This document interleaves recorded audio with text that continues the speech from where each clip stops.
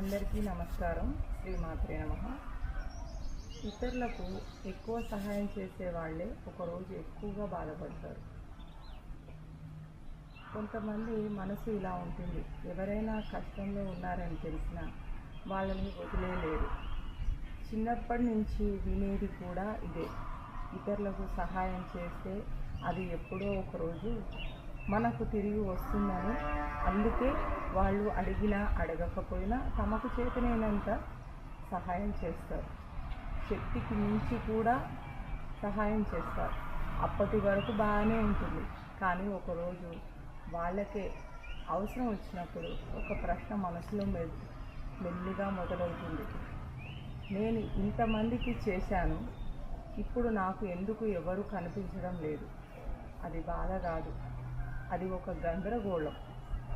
మళ్ళీ పరిస్థితి కాస్త సర్దుకుంటే మళ్ళీ అదే మనసు, మళ్ళీ అదే సహాయం, ఇలా ఒక సైకిల్ లాగా తిరుగుతూనే ఉంటుంది. అప్పుడు ఒకరోజు అర్థమవుతుంది, సహాయం చేయడం తప్పు కాదు, కానీ మన హద్దులు తెలియకపోవడం తప్పు.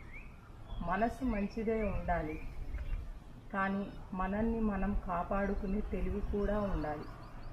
అందుకే మనసు ఉన్నవాళ్ళు చాలామంది ఉంటారు, కానీ మనసు ఉన్న వాళ్ళను అర్థం చేసుకునే వాళ్ళు చాలా తక్కువ మంది ఉంటారు.